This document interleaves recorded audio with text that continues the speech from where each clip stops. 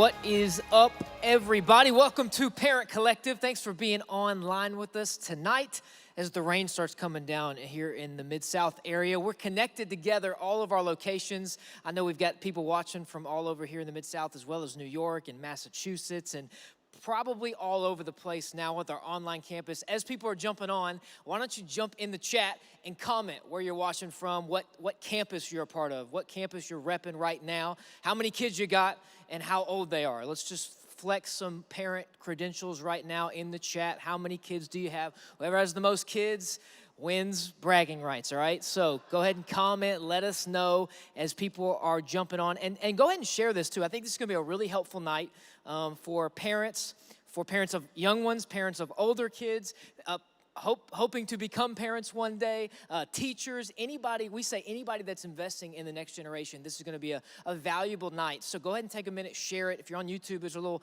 button you can click to share it. Facebook, real easy to share as well. Let's go ahead and get the word out because we have a great night in store. Let me tell you a little bit about Parent Collective and sort of what sparked this.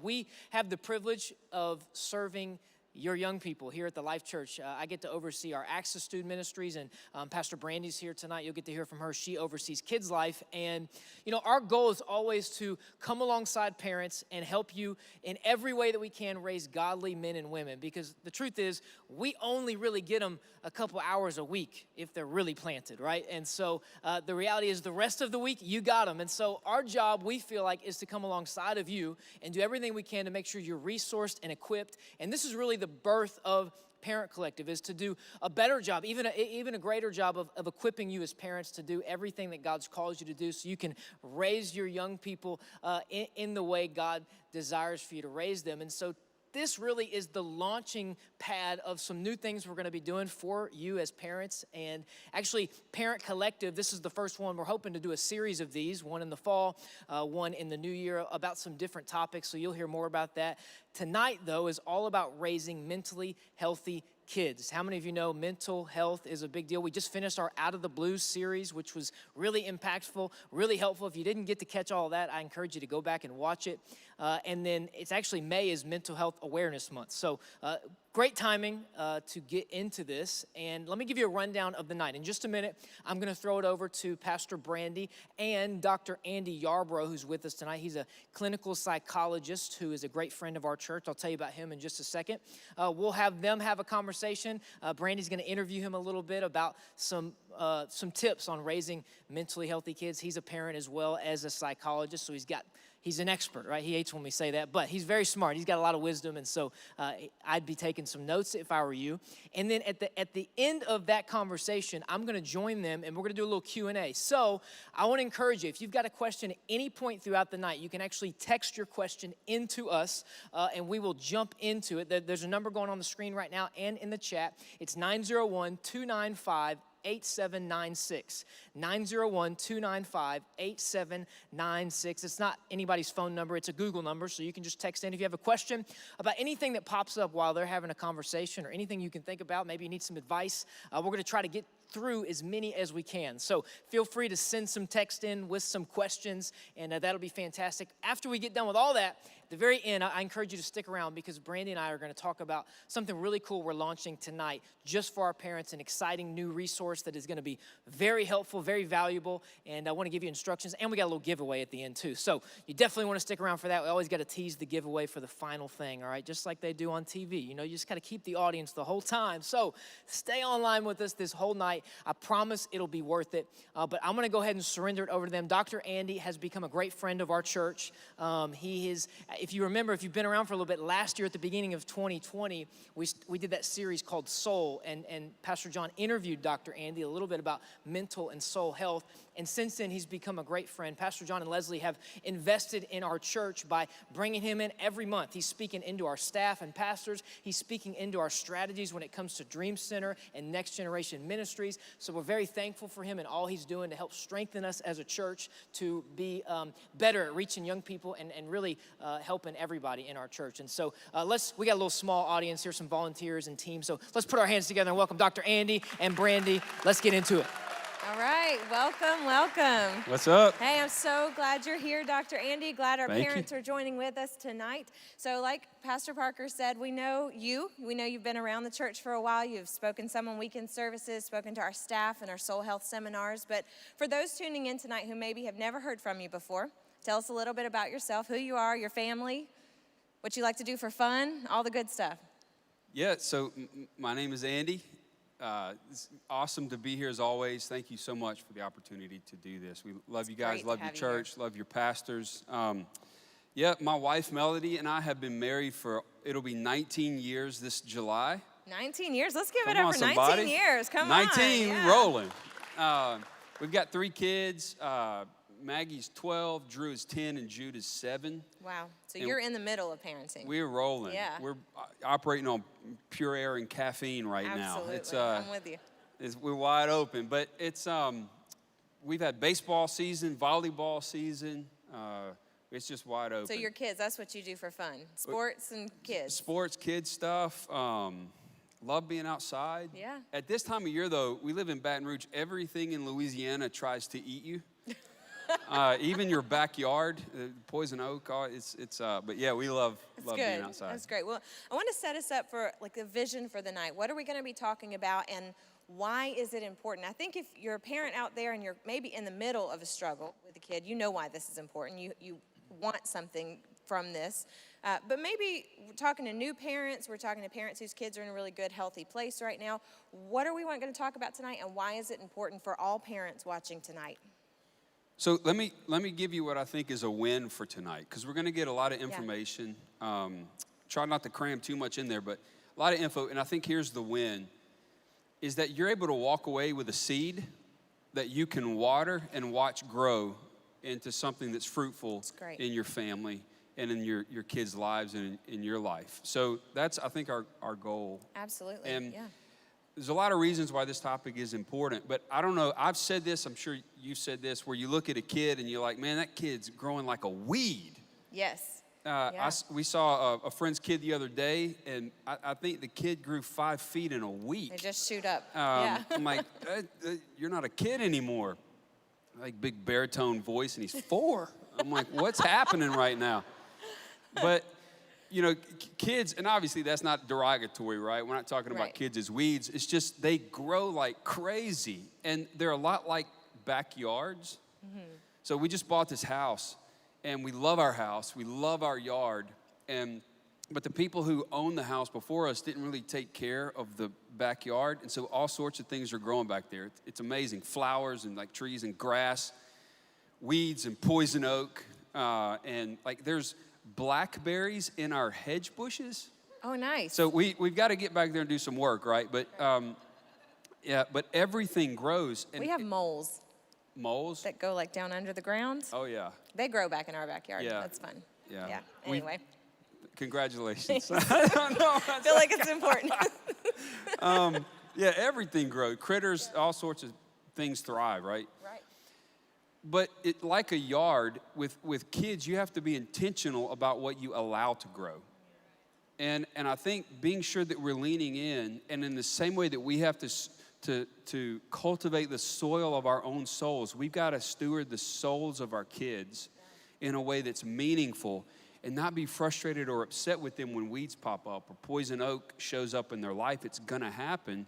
But helping them learn how to do that on their own is really, really important. That's great. There's a cognitive scientist, neuroscientist named Daniel Siegel, has written a lot of books in this area. And he says something that I think is really important. He says our relationship with our kids should be central to everything we do. Whether we're playing with them, talking with them, laughing with them, or yes, disciplining them, we want them to experience at a deep level the full force of our love and affection, whether we're acknowledging an act of kindness or addressing a misbehavior. Fully present. And last thing, Proverbs 22 says, train up a child in the way he should go, and when he's old, he will not depart from it. Yeah. And here's where I think that's crucial. It's in the way he should go, not in the way we want them to go. Wow. And obviously, we want them to follow Christ and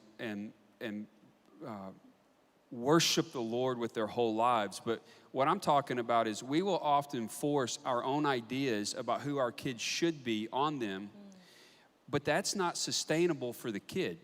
We want to actually know who our kids are and shape them to be who God's called them to be, how He's designed them, not our preconceived ideas. Right. Like, you know, parents want their kid to be a doctor, but the kid's really an artist. And helping that flourish in the kid's life for the glory of God, because that's what's actually sustainable. And when he's old, he will not depart from it. A kid can't walk in someone else's plans for their life for very long before they just burn out.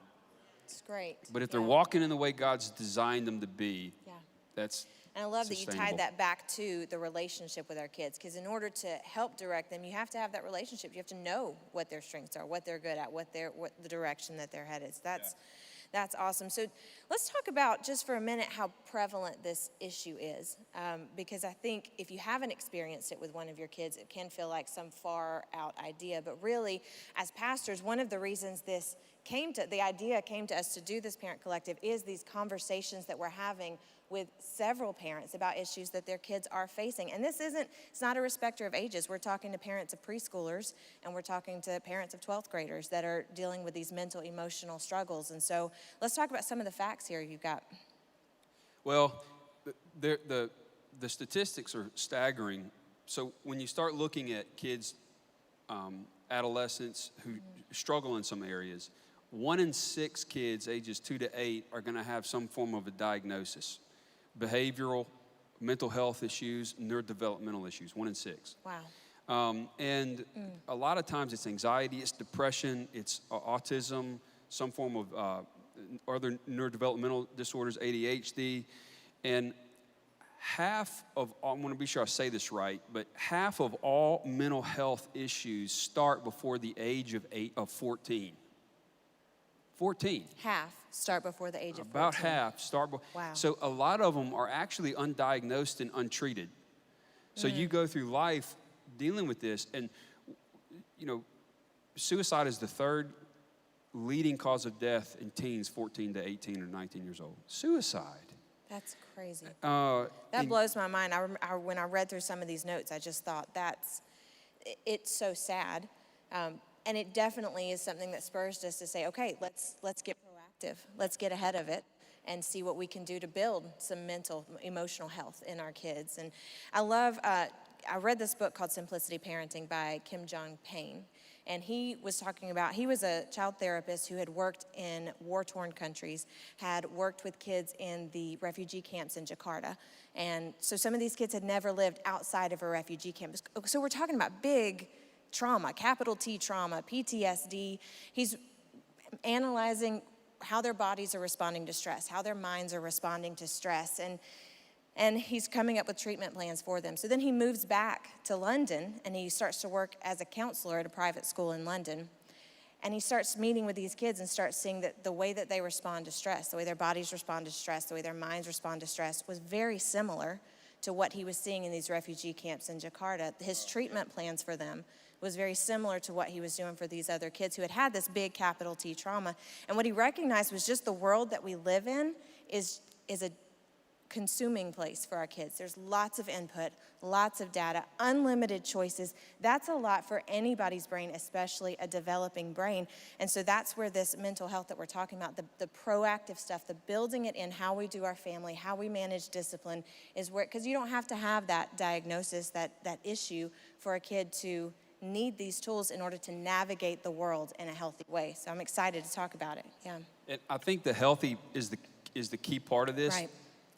Parents, listen, what you seek first organizes the rest of your life. It's great. It organizes your perspective, it organizes your interventions, and if we can seek first the health and well-being of our kids, that actually organizes our lives and how we interact with our kids, so that if there is a struggle, we're able to lean into the struggle, but the struggle is not organizing our relationship with them, because the struggle is real, yo. I mean, if you've got a kid who's been dealing with something, yes, or is being disrespectful, and you just want to, I brought you into this world.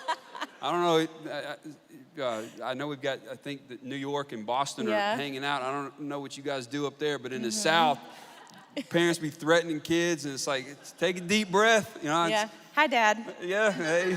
He's watching tonight. I know my mom's probably like, son, I'm gonna kill you, which is the point that I'm trying to make. But I think leaning into what's healthy and good about our kids is so really important. And that helps us manage the struggle when we get into it. Absolutely. So let's talk about some of those ways we can lean into what's good about our kids, that mental health. So let's say we've got a parent who's just starting out, maybe they're going into a new phase of parenting, sending a kid off to kindergarten for the first time, sending them off to high school, and they're wanting to know, okay, what do I do? How do I build health in my kids? How do I focus on the healthy part and build that into our parenting? What do you tell them? Good luck. No, I'm kidding. That's a bad joke. Bad joke. That's all, folks. We're done. Good luck. See you later. First, raise them in the faith. It's great. I mean, walking with them into a relationship with Jesus and understanding that the scriptures are a reliable source, a reliable foundation to base your life on. Culture assigns meaning to experiences, and it's all over the place. Scripture has the right to assign meaning to our experiences, and so that's a whole nother conversation. Yeah. But raising kids in the faith and knowing that they can root their lives in the scriptures and follow the leading and the filling of the Holy Spirit. I think it's important that assigning meaning, I know it's a whole different conversation, but it is important that sometimes the meaning that we assign to an experience is more important than the experience itself. I've heard you say that. 100%, yeah. So teaching our kids how to assign meaning to those experiences through the filter of the Word of God is what you're talking about there. That's great. Yeah. People will think my experiences determine who I am, and that's not actually true. Our experiences impact us, but what determines who we are is the meaning that's been assigned to that experience and the meaning with which we agree. Crucial difference. It's great. And so, and honestly, it plays a major role into these other areas. So you're walking with your kid into a relationship with Jesus. There's a few other things to consider. One is emotional health and intelligence. Yep. 2 is a strengths-based parenting model. 3 is a values-based parenting model. And 4 is just integrating positive psychology. And we're going to talk about what that means in just a minute. You use a lot of big terms there. So let's break this down for just a minute. So emotional intelligence starts with healthy attachment to a parent. Just think about that for a minute. Emotional health starts with healthy attachments to parents. We are the social mirrors that impact the early identity in our kids. They start to believe what they see in the mirror of their parents. And the way that we reflect a healthy identity is through healthy connection. It's great. It's healthy connection. It's that relationship. It's relationships.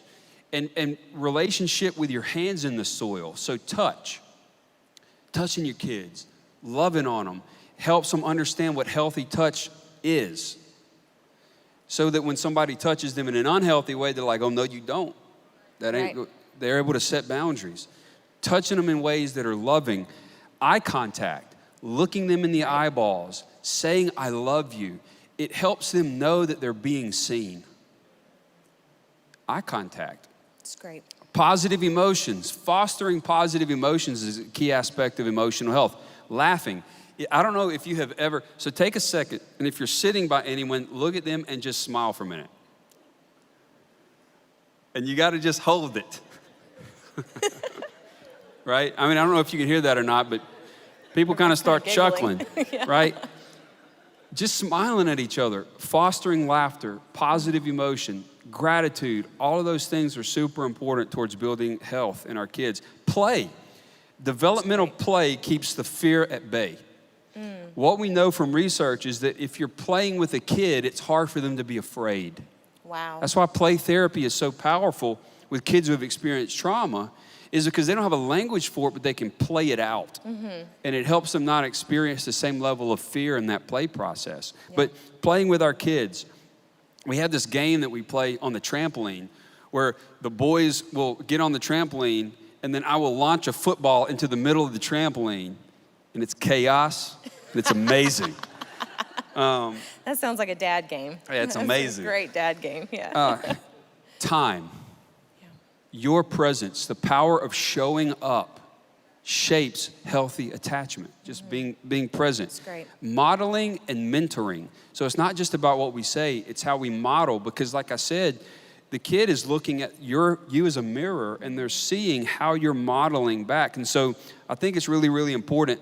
And ultimately, as we do these things, we're helping our kids do 4 things. And this is sort of the wheel of emotional health. We're helping them be aware of, regulate, understand, and respond rather than react to their experiences. That's great. Aware of, regulate, understand, and respond rather than react to their experiences. So what is an experience? We have something for you. Yeah, we've got a graphic we're going to put up, the anatomy of an experience. So when you look at, we're going to put it up there. There it is. So this is the anatomy of every experience that we have. Every experience we have has thoughts, the good, the bad, and the ugly. You can't always help thoughts that pop into your head. Behavioral tendencies, not what we should do, but what we actually want to do or what our tendencies are. Emotions, and emotions are complicated, but emotions happen when our body interacts with environmental stimuli, and our brain and our body produce what we call an emotion. And the emotion is the affective nature of our experiences that stamp experiences with meaning. Think about that. That's part of the reason why positive emotions are so important to healthy connection. Right? Loving, it stamps experiences. Your kid is not going to remember it consciously, but their body will remember it, and you are helping them shape frameworks regarding how they interact, what they believe about the world, and their place in it. They won't remember it, but they will remember it. They remember the emotion, the feeling. They remember the emotion of it. All connected to the body. Our body is an integrated part of our experiences, all within the context of our environment, of our circumstances, and of setting events. And setting events are just things that happen in our lives, in the background of our lives, that set us up or increase the likelihood that something will or will not happen. We all have setting events in our life. If I'm irritable today, maybe it's, running late on gas. Oh, that wasn't this. We had this before we started. We'll get there in a minute. We'll get there. Yeah, so I almost ran out of gas today. Yeah. That would be. Ended up being late, real late. Anyway, sorry. Sorry, I jumped the gun on that one. It's good. I'm sorry. It's good. Tell everybody it's fine. It's good. Yeah. Moving on. But what we want to do is, a lot of times we'll tell our kids, "Oh, you shouldn't be angry." You know, so hold, just a second, hang on. Let's be aware of what anger feels like. Yeah. What do you notice in your body? What's happening emotionally? Right. What happened environmentally, circumstantially? Let's regulate that. We're not going to say you should or shouldn't be angry. Right. Let's just breathe. Let's calm down. We share our calm with our kids. It's great. We cannot expect our kids to be calmer than we are in any given moment. We are the mirrors. We share our calm. So we help them. Okay, I'm aware that something's happening right now. My cheeks are red. I want to punch something. All that's a part of the experience. And then we help them, once they regulate it and start calming, then we can help them understand it. Anger is a sign that a boundary line's been crossed or a value has been violated. Right. It's like, Sissy took Pooh Bear, and I ain't putting up with that mess. Right. That's a boundary that got violated. Yeah. And the anger is actually justified. You just want to help your kid respond appropriately, not punch or kick. That's great. Is that? I think it's great. And I think when you talk about sharing your calm, I've got 4 kids, and that's real easy to say. In the moment, it's not as easy to do. But hang around, because at the end, we're going to give you some practical stuff to help you practice you getting calm before going in and helping share your calm with your kids. We've got some practical stuff, because Absolutely. Yeah, I'm all about what can I do right now, and we'll cover it. Absolutely. And man, there's a lot to say about that. Yeah. Way easier said than done. Right. But the more you practice this, the more you see your authority over an unwanted experience is more important than the absence of it. And as a parent, we'll just want things to just kind of go away, stop fussing, stop whining. But the more we can engage it and get authority over it, the less we actually see it in our family systems. It's great. That's great. All right, strengths-based parenting is the second one. I'm not going to spend a ton of time here because we're going to talk about this later. But we want to learn to identify and parent our child's strengths, not just their struggles. We want to learn to identify and parent our child's strengths, not just their struggles. Character strengths inevitably and always start off as blunt instruments, and our kids will club us to death with their character strengths if we don't help them sharpen them. Yeah. Yeah, no, it's true. I can remember playing Scrabble with my grandmother. I told this story recently, and we came to a point of contention over a word, and she's incredibly intelligent, has a huge vocabulary. She was probably right, but she conceded and let me take the points. And I said something like, well, I'm just stubborn like that. I was about 12. I'm just stubborn like that. And she said, don't you call yourself stubborn. She said, God uses stubborn women. He just calls them steadfast. And I thought, okay. And I have held on to that. Like, I'm not stubborn, I'm steadfast. That's awesome. Like, so I think it's one of those that taking that blunt instrument of stubbornness, because I was a stubborn child, and saying, no, that's something God's gifted that can be used for the kingdom, to be steadfast. Yeah. I love that. Yeah. So steadfastness and stubbornness often get mixed up. Yep. And she helped you sharpen that. Yes. Humor is another strength in kids. Humor is a core character strength. And kids will use humor to try to rise above difficult situations. But if you're a parent of a kid who has a character strength of humor, woo, Jesus. My daughter, who's 12, is a lot like me. And she has a character strength of humor. And Mel and I have had to work our way through moments of recognizing that she's not actually trying to be disrespectful. So instead of dropping the hammer on her in the moment and grounding her, it's like, hey, baby, we need to call a timeout real quick. I'm not real sure that you know what just happened, so let's build awareness. It's great. This is how what you said impacts us. But we love your humor. Maybe now's just not the best time for it. That's great. Sharpening it. It's good. So that's good. And you want to focus on the behavior. So, in other words, hey, you worked really hard and you guys won that game versus, oh, you're an amazing athlete. It's great. You're leaning into the character strengths. Yeah. Hey, hard work, responsibility, all of the core values, which gets us into the values-based parenting. Yep. And I'm going to interrupt you real quick. That strength-based, we actually have a resource that we're going to talk about a little bit at the end, the Strength Switch by Leah Walters, Dr. Leah Walters. We're going to put the link up in the chat right now where you can go get the book, but don't go get it right now because we will have an opportunity at the end for you to get that book for free. So hang out at the end and we'll tell you how to do that. So because it's a great book. When you and I talked about strengths-based parenting, you recommended this book. We took it home. My husband and I read it, and it's really reshaping how we're doing our parenting. Like it's a good resource for our parents to have in their hands. So it's one of those books. People tell you to read books. It's one of those books you read, and it's like, wow. Yes, I can take absolutely. this and implement this. And you can listen to it. If you're a listener, I also have it on Audible, listening to it in the car. It's a good one to listen to. Yeah. It's a good one. So I've got another free resource for you with strengths, so I'm glad that VIA character.org. And we're putting that link in the chat too. That'll be there. You can take as an adult, as a parent, a survey that gives you 24 core character strengths. But you can also give it, if you have a kid that's 10 to 17 years old, there's a youth survey that you can assess their character strengths and start. It does not assess weakness. So if something is 24th, it doesn't, like self-regulation is 24th for me. You laugh at me if you want. My wife is like a self-regulatory beast. And what she's learned, if she wants me to regulate myself to work out, she's got to tie it into something meaningful. If it's meaningful to me, I'll regulate like crazy. Because that's where your strength is. That's where my strength is. So it doesn't mean it's a weakness. It just means your top 5 to 7 character strengths are core to who you are as a person. So you can assess that in your kids and use it there. Absolutely. It's great. So then we'll move on to value-based parenting. All right. So values-based parenting, that's where you don't harp so much on a behavior. What you do is you take behaviors and you point them to the values. So you praise your kid's behavior based on a value like responsibility. And responsibility is taking ownership for everything in our sphere of influence, including our attitude. Yeah. every family needs 5 to 7 core values. Core, not aspirational.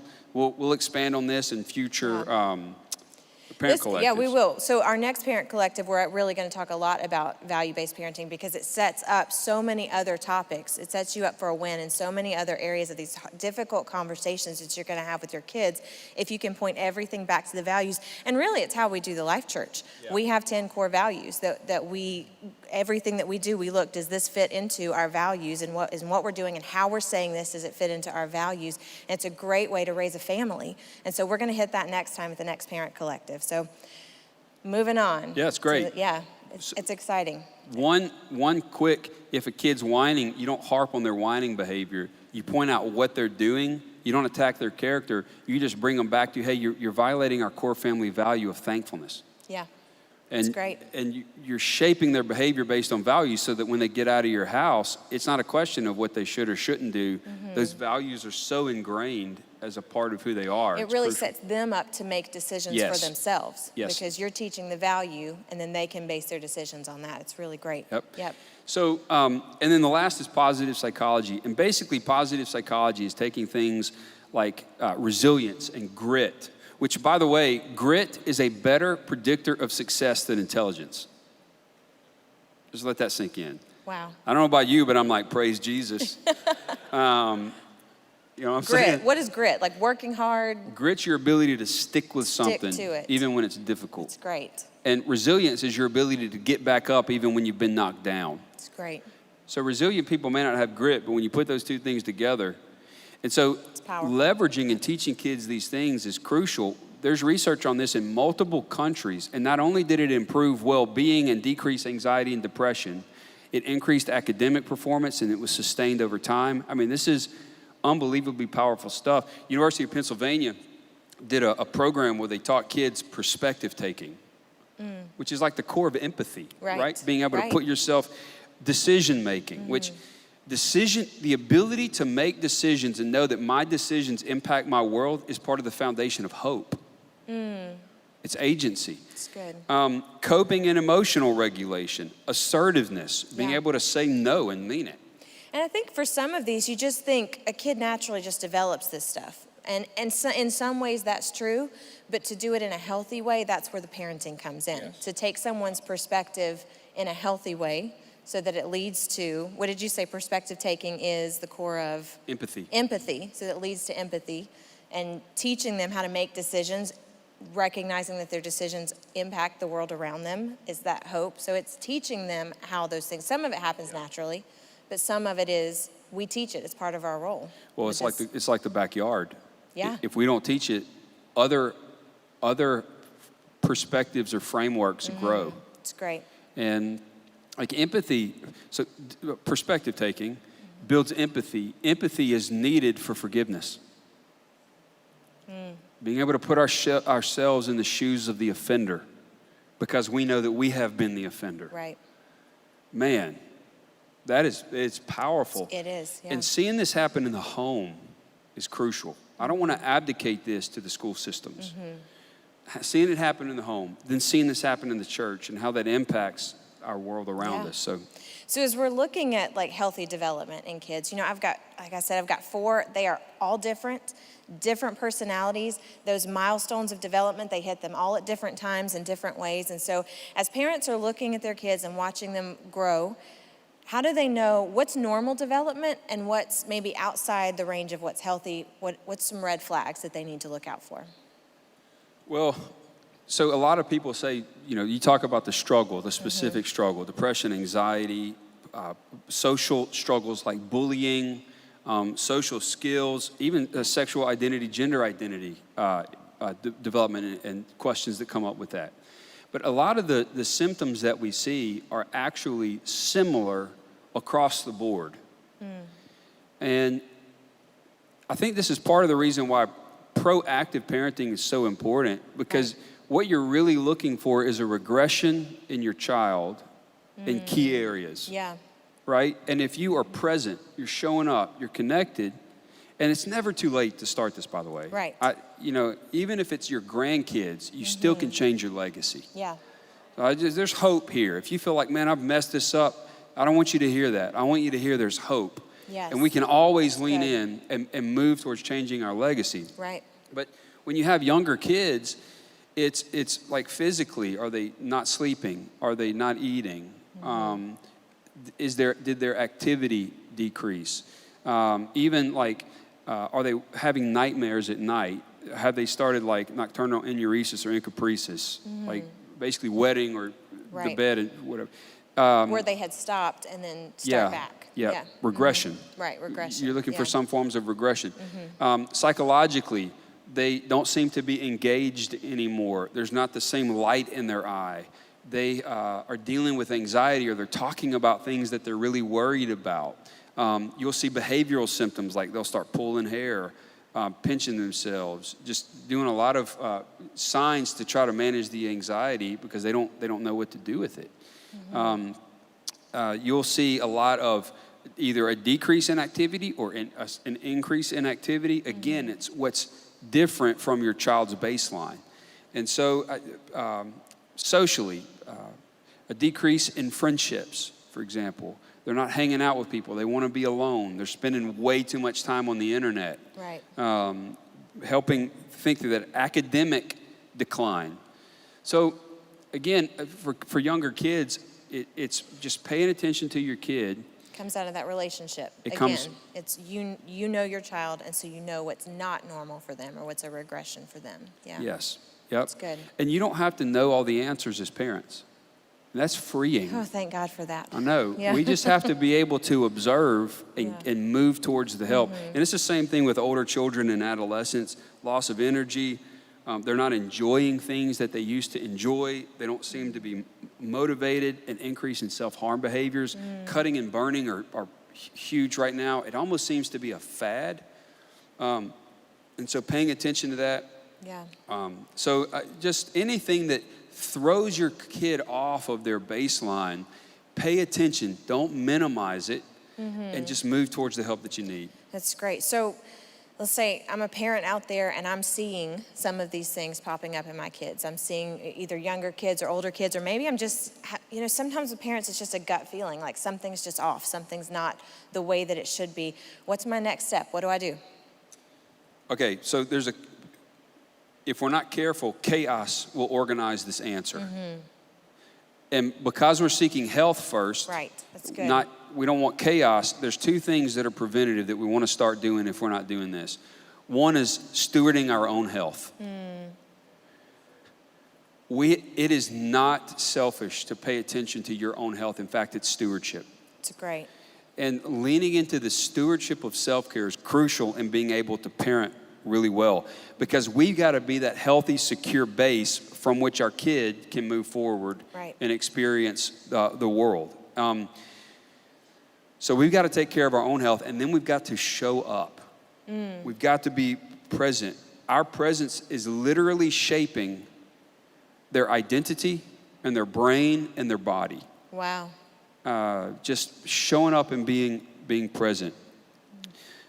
So as you're focusing on your health and you're showing up, you want to keep parenting your kids' strengths, not just their struggles. Because if you're not careful and you're not seeking well-being first, every parent knows this, right? Chaos will start to take over. Yeah. So continuing to lean into their strengths, even when it's difficult, leaning in. And it can be easy in the middle of the struggle that becomes 90% of your conversation with that kid, when there's this whole other life going on outside of the struggle that we can talk about too. And I think that some of that, continue talking about the strengths, continue talking about health in the midst of not ignoring it, not minimizing it, but not letting it consume, not letting it, the chaos take control. If the chaos is consuming your relationship, what you're communicating to your kid is that you're really not much more than the sum of your struggle. Wow. And so when we can talk about struggle and be honest about struggle, but we talk with our kids about so much more, who they are, what their strengths are, the kid actually learns it's okay to acknowledge the struggle because it doesn't identify me. Yeah. It's just a struggle, which brings me to this next part. If your kid is struggling, be honest with yourself about your kid's struggle. Yeah. I think a lot of people, particularly in church culture sometimes, they don't want They don't want to acknowledge that the struggle is there. And so I think really you got to consider the meaning that you're assigning to your kid's struggle. Wow, yeah. What do you believe about your kid's struggle? How is that impacting your life? And we've got to be honest with ourselves about that. And when we deny there is an issue, we're teaching our kids to lie to themselves about the struggle. Wow. Yeah. I want to hit on that for a minute because you said when you deny there's an issue, you're teaching kids to lie to themselves about the struggle. That's a powerful statement because what you're talking about there is this idea of cognitive dissonance. That, cognitive dissonance can happen when we behave in a way that doesn't line up with our values, but it can also happen when what we're saying doesn't line up with what we're experiencing. And so if you're telling your kid you're fine, everything's fine, and their experience is things are not fine, it actually can increase stress levels in their brain.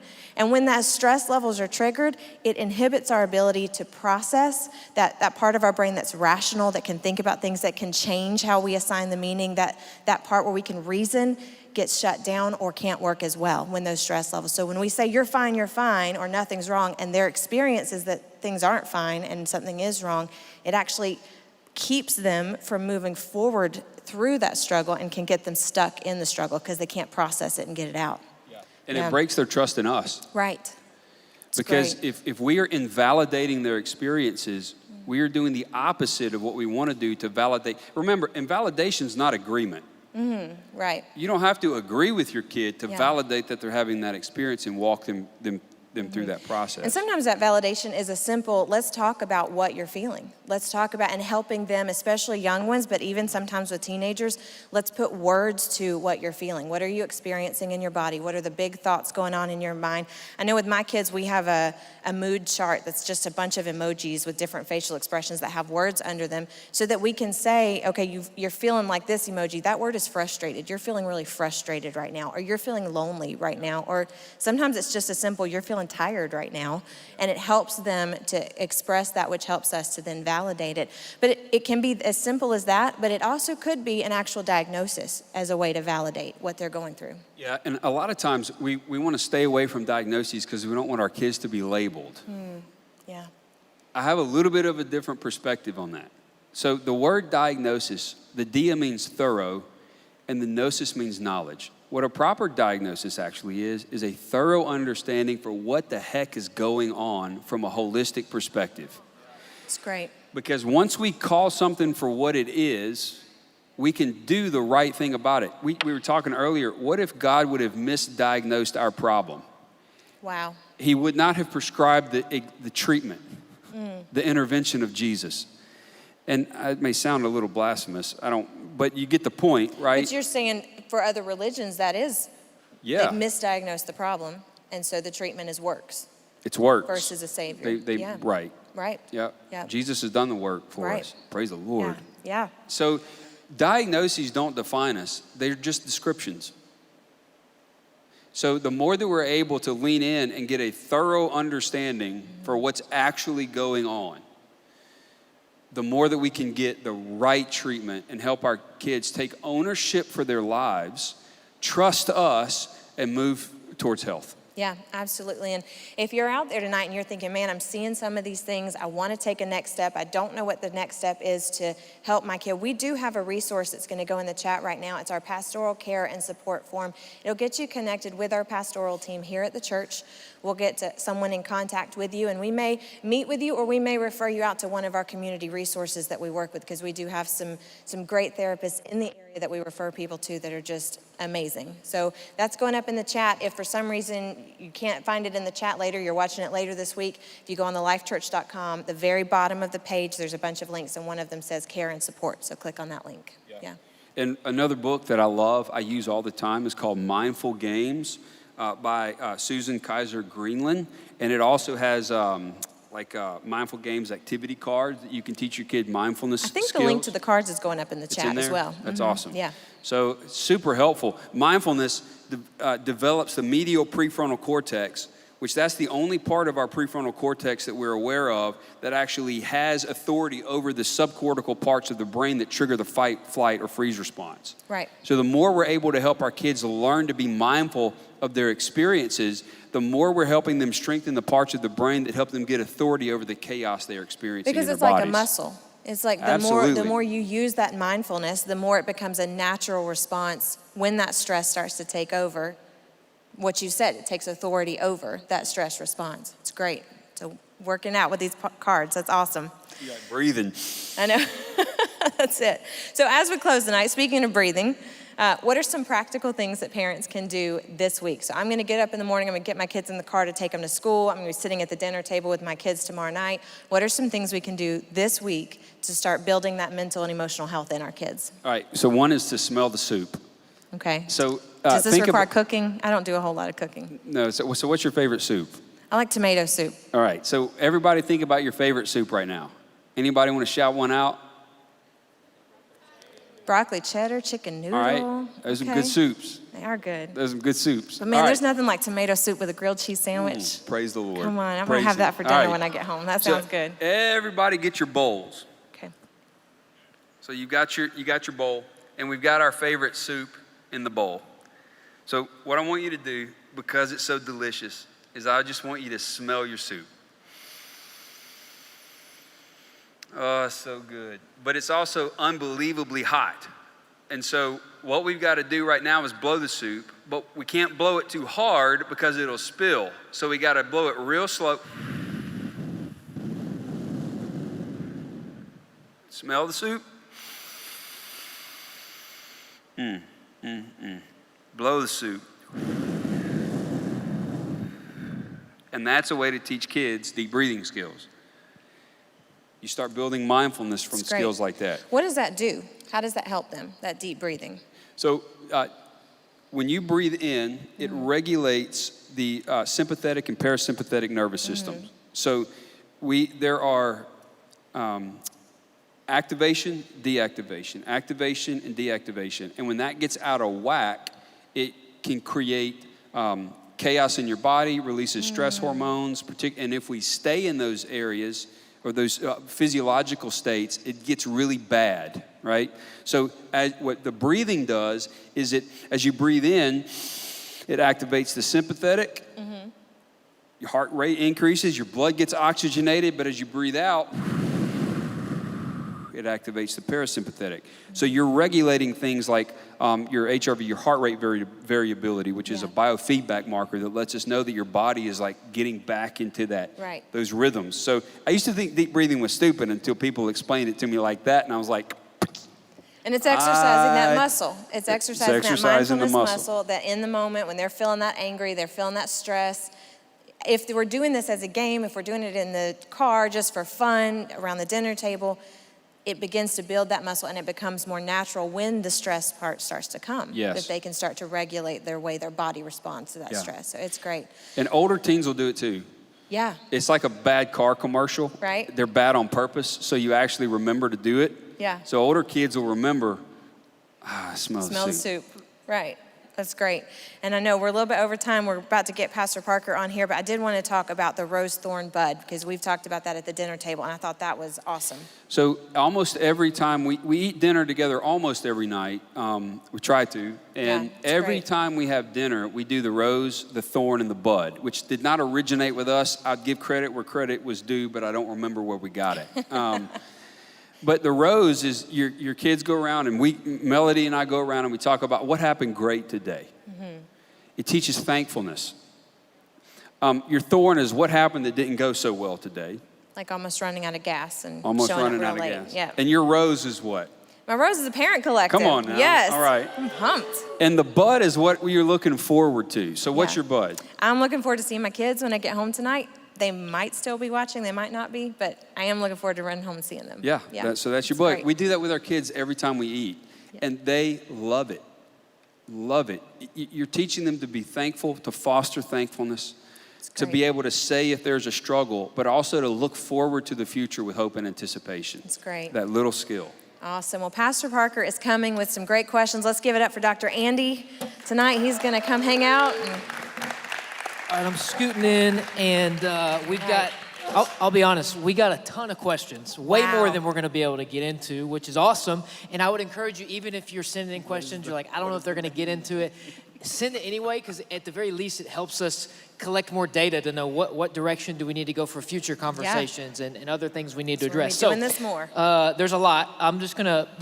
I'll start with a couple that had a lot in the same vein. So one of them, as you can imagine, is the idea of devices and social media and screen time. So let me just read a few just to give you an idea of what the questions were like. How do you get your preteen to be less addicted to tablets and devices? As a parent, what are your thoughts on ideal screen time for a teenager? And what's a healthy way to manage social media? Is there a certain age that is appropriate to start? What do healthy boundaries look like? So let's talk about screen time and social media. That's a whole world, but let's jump into it. Wow, I think we really could do a whole parent collective For just sure. on that. Absolutely. Yeah, it's a big topic. You got, All right, well, okay, you got so any thoughts, I'll Dr. jump in. Several of the statistics that I've read have said 16 for social media is the earliest. I was actually going to say the same thing. I was Yeah. trying to find where I read it, but I read somebody that works for a social media company. I don't remember who it was, but he was basically like, there is no statistical benefit we can find at all for anybody experiencing anything on social media under 16. Yeah. Everything we have is bad. Right, it can be harmful. And part of that is just the brain has not Yes, developed enough exactly. to be able to separate. You know, as adults, it's sometimes hard to separate what you're looking at somebody's highlights and comparing it to your, That's right. you know, your blooper reel. And as adults, that's hard. For a 13, 14-year-old, their mind has just not developed enough to be able to do that. So that's, yeah. And I would say the reason, for me, the reason at 16 would be the value of responsibility, the value of integrity. We define integrity as doing the right thing to the best of your ability, even when no one is watching. It's good. And so it's treating those values. The other thing that we've told our kids cannot have social media. We've also told them that our 12-year-old does have a phone, but she's also responsible for her two brothers when they get out. And they go to LSU's lab school, so when they walk out, they're literally on Dalrymple, which is one of the main streets. But she doesn't have social media. And the other thing that we told her is there's no such thing as privacy with devices. Yep. None. If you want privacy, get a journal and put a lock on it. Right. And if you ever put up a fight about it, you lose the device for however long as we feel like we want to keep it. And they respect that. I think that's, it's been... Yeah, it's a complicated question because the world seems to be social media and technology right now. So there's no you can't just eternally rebel against technology because then your kid's they're going to grow up in a world where they have no touch with the whole world, because that's where everything's going. On the other hand, though, you read and you study and you look into this stuff, and it's just hard to justify a lot of social media consumption at a young age. In fact, a lot of people will say that the ones that are the highest executives in these social media companies don't even let their own kids use it. So that should tell you something. The people that are creating these algorithms and social medias aren't letting their own kids use it. Yeah. That's a tough sign. And time limits, like our kids, for the most part now, we don't always stick with this, but our kids know they don't really play video games at all or on the screen through the week. We've got sports and other activities. We require that they go outside and we do things. And so just, again, a good balance. I do think, though, that my oldest will be I found my first bag phone. Anybody? I think I'm going to give her my bag phone. Just let her plug it into the cigarette lighter. And I don't know what you're talking about, so. All right.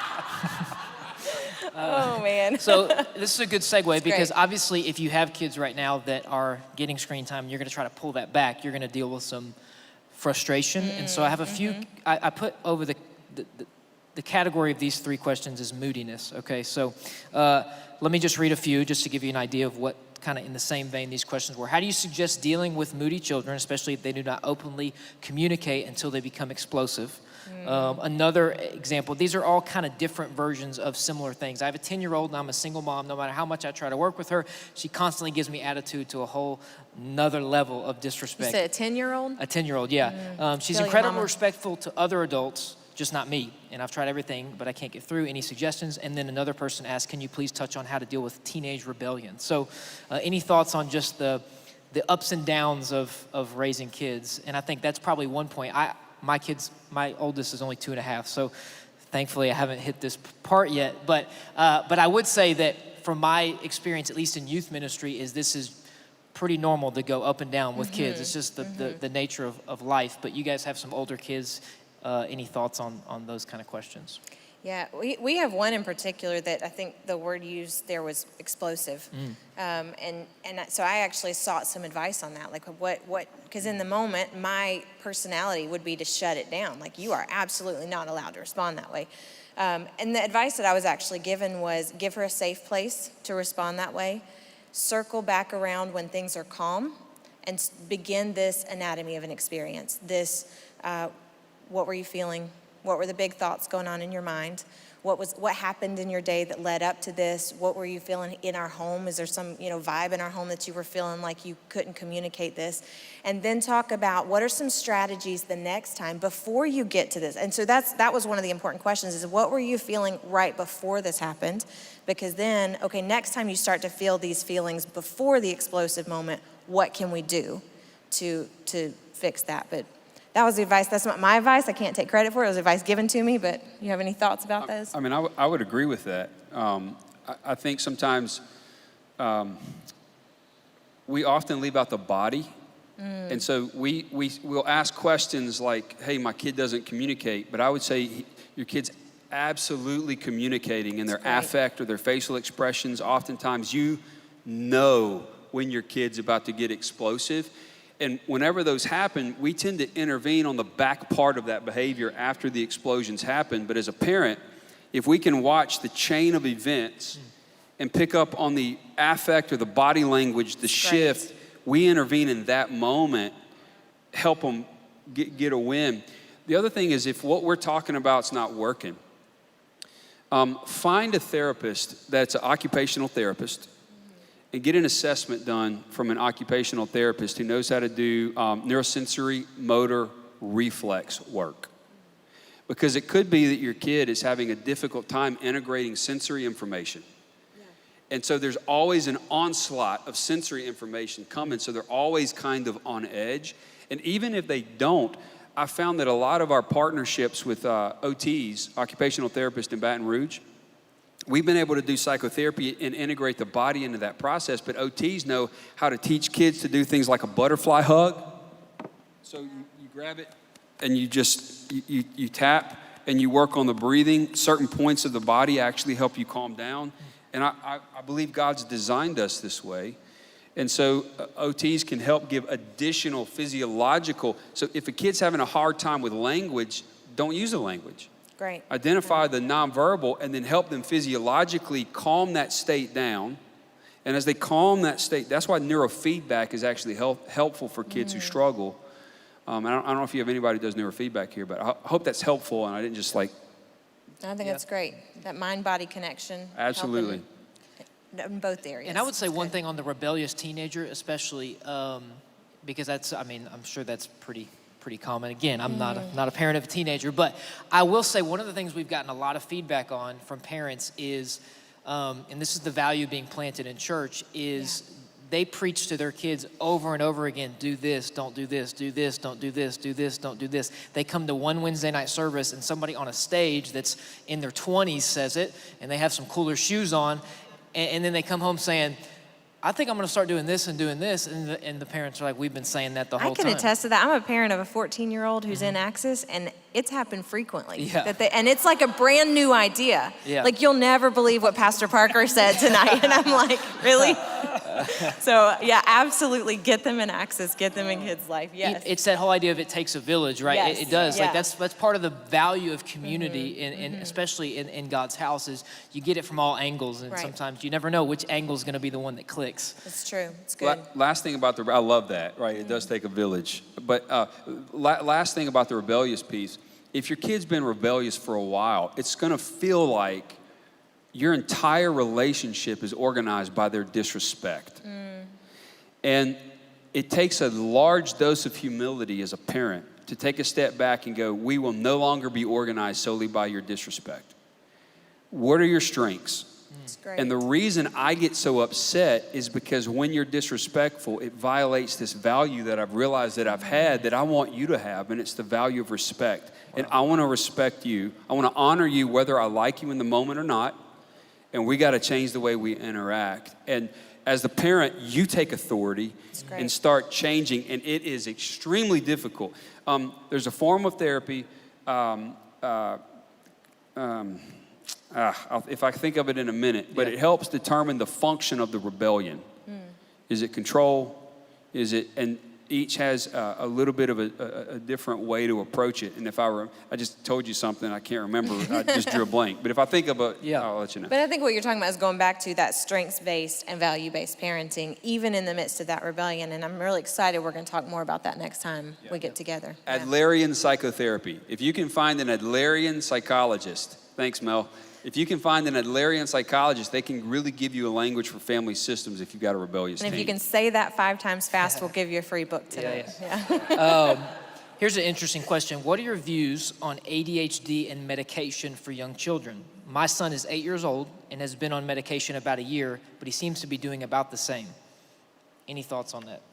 Doctor? Well, so my wife, Melody, is one of our nurse practitioners. I probably should pass the mic on to her. But the way we think about medication is it's okay to be on medication. Medication is a tool. But a lot of kids, medication is an intervention that has to first start with an appropriate diagnosis. There's a lot of reasons why kids have inattention. And honestly, where we always really try to start is with diet, exercise, and sleep. Do everything that you can to manage that with diet, exercise, and sleep. Sugar exacerbates ADHD, right? And I know there are people who believe ADHD doesn't exist. I believe it exists. I also believe that it's overdiagnosed because there's a lot of reasons that are happening. So I think do the best that you can to give structure, schedule, a lot of playtime and interaction,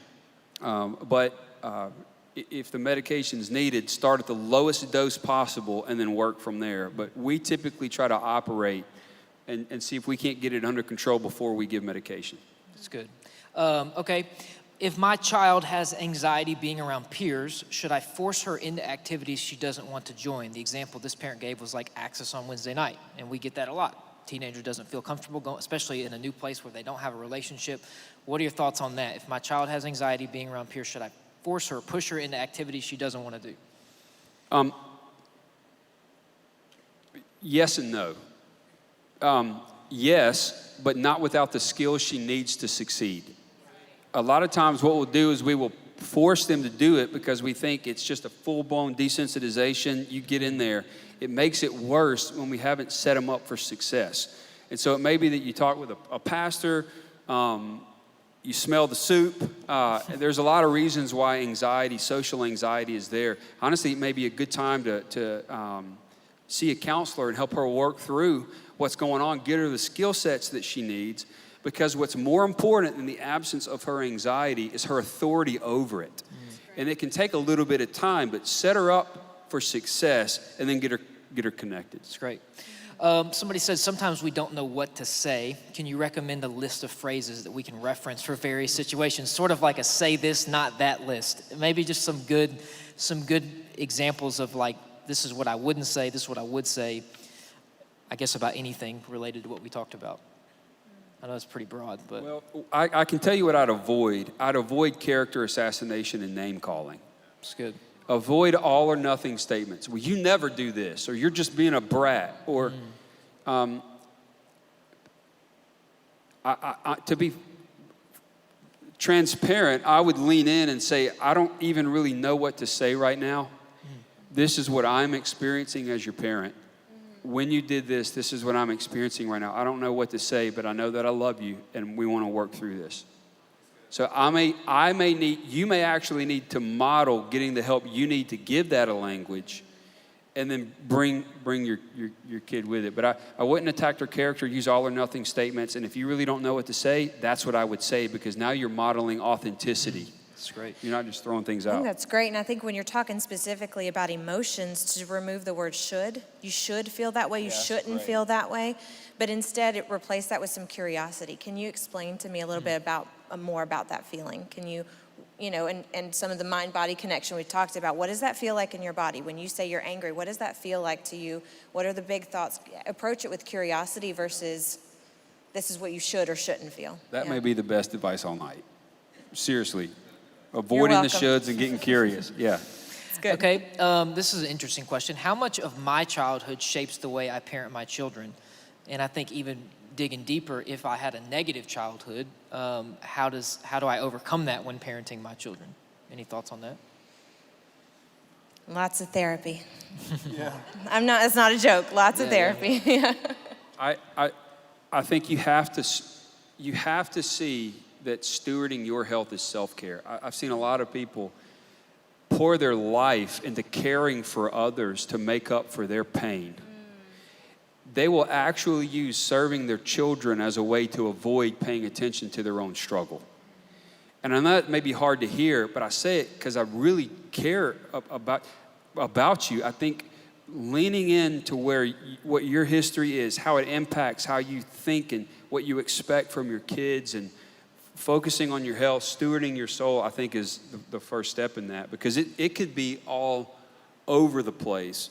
You could have had an abusive home, overcorrect and be so passive that your kids are running all over you, and it's like, what is going on? I've given them everything. I would start with stewarding our own health. And that pastoral care and support link that we put in the chat earlier is not just for your teens and kids, it's for you. Yeah. So if you feel like there's some stuff from your childhood or from the way that you were raised that you're not wanting to pass on, or you're seeing it affect your parenting, go ahead and fill out that link, put it on the form. It's going to come to our pastors. We're going to be able to help you get the resources to start processing through and working through that in a healthy way. It's good. Yeah. I'd also give yourself grace. Self-compassion is more important than self-esteem. You may feel like a terrible parent. We're in it with you. Seriously, we're in it with you. Pure air and caffeine. I think practicing self-compassion, giving yourself kindness, realizing you're not alone, and just being mindful instead of like over-identifying with this. If you're struggling, don't say I'm a terrible parent. Just say I'm struggling. Yeah. And that self-compassion is crucial, I think. We just had another question come in this category, so I want to mention this before I forget. There's been a few questions come in about like sexual identity and pornography and gender identity, all that kind of stuff. We're actually going to do a whole parent collective on that subject altogether, so we won't dive into it tonight. But we did get a handful of questions about that, so if you're watching, you're like, I asked a question. We're going to get to that on a whole night dedicated to that pretty soon. Here's a couple more, and we'll wrap up. We kind of talked about this, but just a good way to kind of bring some of that content back to the surface. How do you balance allowing a child to feel their emotions while also not allowing their emotions to control them? I think especially like with younger children and outbursts in public. I don't know if this is right, but I say that to them.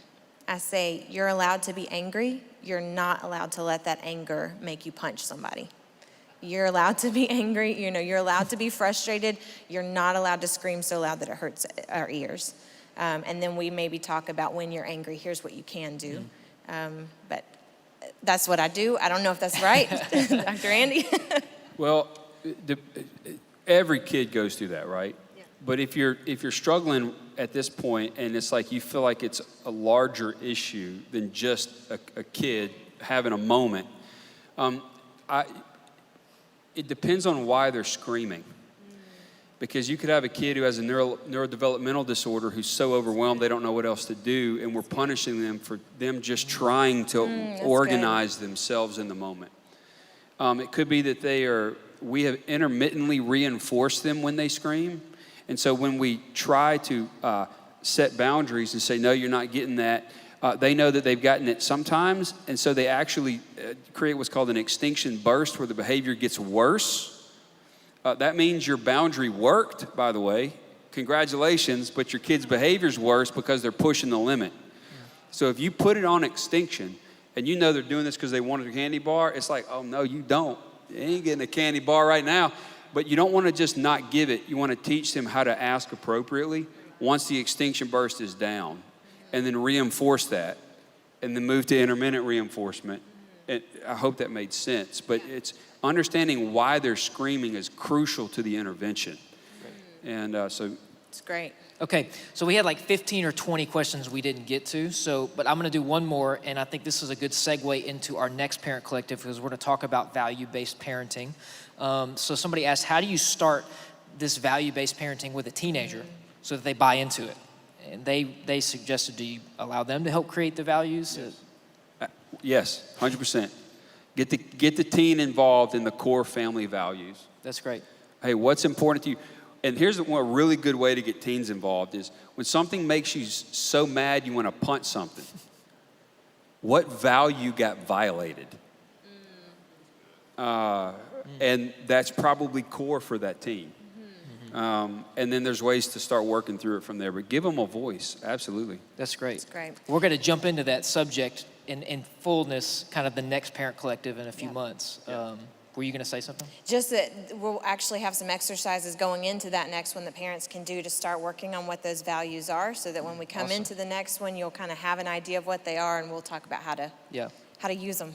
If we didn't get to your question, I'm sorry. If you think of another question, send it in, please, because the more we get, the more it helps us, like I said, determine where we need to go for the next one. And as we wrap up, I do want to talk about something really exciting that we're launching literally right now, and that is we have just started a partnership with an organization. It's actually called Access, believe it or not. It's a parent resource, a Christian parent resource organization, really a leading voice when it comes to keeping parents informed and equipping parents to lead kids and teenagers. And we have just purchased a year-long subscription to all of their material, all of their content, and we're going to be able to start providing it on a regular basis to all the parents that are a part of our church. And so I want Brandy to talk about how you get these resources, because we're launching something tonight. So it is a resource we're investing in. It's exclusive content just for Life Church families, and the way that you get it is by this new Facebook group called the Life Church Parents. So we're putting a QR code up right now. We're also putting a link in the chat. I want you to go ahead and click on that, scan it, take a picture of it, go to that group and click join. You do have to search it, you do have to join it, you do have to answer a couple questions for us. But the first 30 people who click join and answer those questions will get that book that we talked about earlier, the Strength Switch by Dr. Leah Waters. And so we'll get your information through that Facebook group. We've already got some resources in there for you tonight, and we'll be adding to those between now and the next Parent Collective. Some may be based on some of these questions that we got tonight. And just to give you even more kind of context around the Facebook group, it is going to be the primary avenue that we share these resources that we have. But it's also going to be a great place for community. So for you to, if you had a question that we didn't answer and you're like, I wonder if any other parents had some advice on that, feel free to throw it in the group, and some other parents can jump on and say, here's what we've tried, and here's what we tried, it didn't work, right? So don't do this, or whatever the case may be. It's going to be a great place to get information about things going on in church. It's going to be a great place to get those resources like I mentioned, and really just establish a group where all of our parents can come together, help each other out, pray for each other, because we all need it. And so make sure you get in that group tonight. Feel free to invite other parents that you know that are part of our church. Let's go ahead and spread the word. I think it's going to be really exciting, a new way for us to connect and even grow in our parenting. And like Brandy said, the first 30 people, it may already be done. First 30 people are getting that book for free. So hurry up. Some of y'all are probably off the live stream by now, and you're worried about that, and that's fine. But I want to say thank you to Dr. Andy for being here. Can we give it up for Dr. Andy? Thank you so much. Thank you for having me. And like we said at the beginning, we've got more of these coming, and more things we want to do to help come alongside you as parents. But as we close, I know Brandy wanted to share a couple thoughts as we wrap up tonight. Yeah, I just wanted to share a verse that I feel like I've held on to in my years of parenting, and it's Ephesians 2, verses 8 through 10. It's the Message version. And it said, now God has us where he wants us, with all the time in this world and the next, to shower grace and kindness upon us in Christ Jesus. This is key. Saving is all his idea and all his work. All we do is trust him enough to let him do it. It's God's gift from start to finish. We don't play the major role. Because we've talked about some pretty heavy stuff tonight, and I think it's important here at the end to remember that we do have a role, and then we'll go further in the verse where it actually says that, but that God plays the major role. He made our kids, and he saves our kids, and if we can lean into him and point them towards him, that's the best thing we can do for him. The verse goes on to say, no, we neither make nor save ourselves. God does both the making and the saving. But he creates each of us by Christ Jesus to join him in the work he does. The good work he has gotten ready for us to do, work we had better be doing. So he designed you for this role. He equipped this role for you. He equipped you for this role, and He does the major part, but we do have a job to do. So 4 things that we can take away from tonight. 1, use the tools that we give you tonight. This video is going to be on our YouTube account, on the church's YouTube account. Go back and listen to it. Go back and take some more notes. Really get in your spirit. Join that parent group. Get some of the tools and resources that are there and start using those.